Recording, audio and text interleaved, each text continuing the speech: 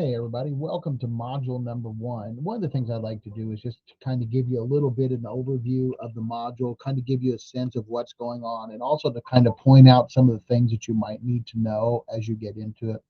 So I just kind of like to walk through the module with you before we get started or as you're getting started. Uh, so first off, when at the we look at module number one of the big focuses of this is to get you ready and set up for success, trying to give you the tools that you need to be successful. So there's a lot of orientation things to begin with. It walks you through the course. It asks you to read the syllabus and points out some of the things for you that you need to know. The syllabus is pretty standard. There's a lot of standard stuff in there, but some of the things that you need to be aware of are some of the drop dates, how the course will be graded, and things like that. Also, under the syllabus tab, you'll see a list of the assignments and when they are due. One thing I do like to point out to people, those assignments, due dates, those are the plan. If we need to adjust them as we go along, those may flex a little bit. So just kind of keep that in mind.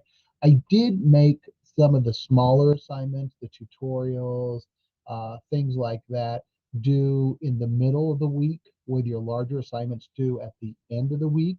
Also, you'll see later on in the course, week probably 5 and week 7, there's some time for you to read other people's papers and offer them feedback. Those will be due earlier in the week as well. And that gives people time to use that feedback to improve their paper. There is a place for you to make an introduction, just kind of introduce yourself to the rest of the class.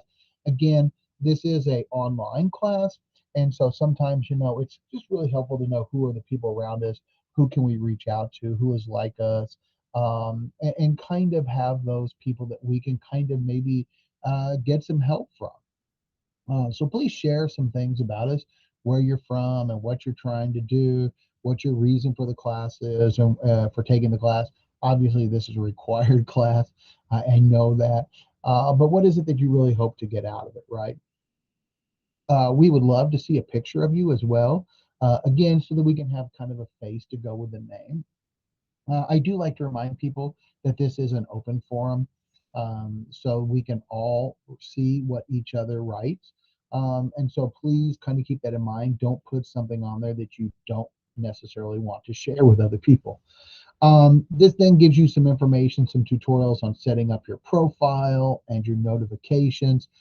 That's kind of important. Again, the profile so you know a little bit about who you are, and the notifications so that you get the important information in the way that makes the most sense for you. There's also some introduction to how to access the different parts of the course, the navigating the course. You'll see the word Canvas. This is Ivy Learn. Canvas is the kind of the company or the interface that we use, and they brand it Ivy Learn. So Canvas is the originator of that. So you'll see that name. So just so you know what that is. There's also kind of some information about how a module is created and laid out for you, so you know how to work through it, navigate each individual module. Okay. And then how to access the textbooks. And it's really a great thing that these textbooks are online. You have access to them online, so you don't have to worry about that. You don't have to go pick up a physical copy or order it or anything like that. How to find some additional course resources, that information is provided for you. And then the big thing, how to submit your assignments. And there's that information about how to do that. I like to just kind of remind people that whatever it takes, get the assignment in, right? Like if you have to like email it to me, if you can't get it to load for whatever reason, or you're having problems with the submitting, send it to me, and then we can figure out how to get that in. It's always good for you to reach out and make those kinds of efforts early, because if it's like several days late, you're like, oh, I couldn't get it to load up or anything, I was having trouble with it. Several days late is a little bit too late to be letting us know that.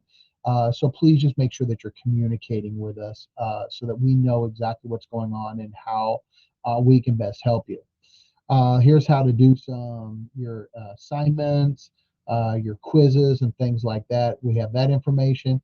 We also have the communication tools for you, so you get that kind of overview. The big things that I will use are the announcements. That was the primary way that I will communicate out to you. If I need to reach out to you individually, then I will send you an email. There's some information here about how to use the conversations. We do really recommend that you use the email inbox. That is the best way. It does forward to my Ivy Tech email from Canvas or Ivy Learn into my regular email. So I do have access to that in multiple places. But that's the best way for you to send emails and reach out if you need anything. And then these are just some Ivy Learn help and resources. This is like the student reference guides, things like that. Also, if you have a technology issue that you need some help with. So anyway, that is a lot of the orientation. I know it feels like a lot of information. Depending if you've had online classes before, some of that information might be familiar or not. I do, even if you are familiar with Ivy Learn and you've had online classes before, I do recommend that you take a little bit of time just kind of getting a feel for how the course is laid out, how the modules are created, they flow together, and where that information is accessed or is delivered to you. That way you know how to access it the easiest because everybody does it a little bit differently. This is a state created course. I do have the option to kind of modify some pieces, but I didn't create the bulk of this. The bulk of this I didn't create. But this is the same class across the system. So every 111 class looks just like this. So anyway, we get into module number one. After we do the orientation and stuff, then we get into the actual module. And it's called Writing as a Conversation. Now, when we speak, when you talk to somebody, you have an idea, you express an idea, and that audience receives, interprets, internalizes, and then creates a response back. Now, in writing, we don't really have that outside of like discussion boards and some of those kind of things. But, writing is the reason that we talk about this as a conversation for two reasons. One is being able to create that message that others can react to, like being able to have a complete message. Now, when I know when I'm talking to you, if it's like you and me and we're talking back and forth, I have the option to say, hey, hold on, I don't really understand what you're saying. Can you clarify that? Can you explain that? What do you mean by that? Give me some more information. Um, in a speaking or a verbal sense, we have that ability. We don't have that in writing in most situations. Now, again, in a discussion board online forum, you might have some of that. But realistically, you in writing, you have to like, here's my message. How can I formulate that to be complete so others understand it, right? And then I can share that with others. The other part of that then is how would other people react? So you have to start anticipating how people will react to what you are sharing with them.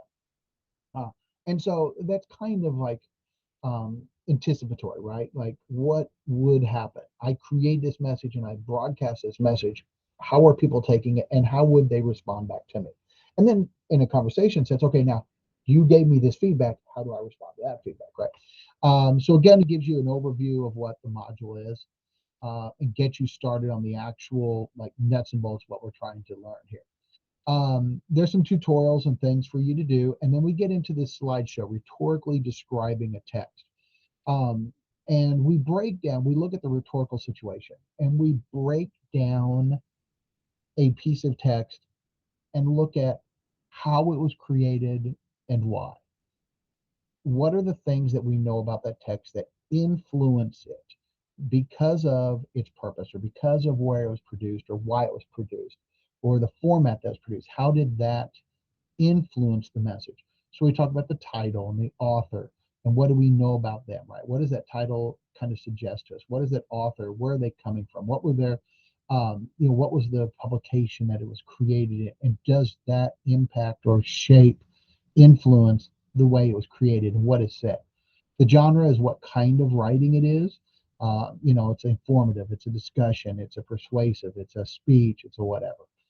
To whom? Okay, so you think about like if I talk to this person, if I share a message with this person, how would it change if I shared it with this other group of people, right? If you think about how you talk to your friends versus your grandmother versus a cop, you talk to each of those people differently. And so the audience shapes that. And then the purpose. Why was this Right? What was the intent? What was the author trying to accomplish with that? And all these pieces work together to shape the message. So this gives you some information about that.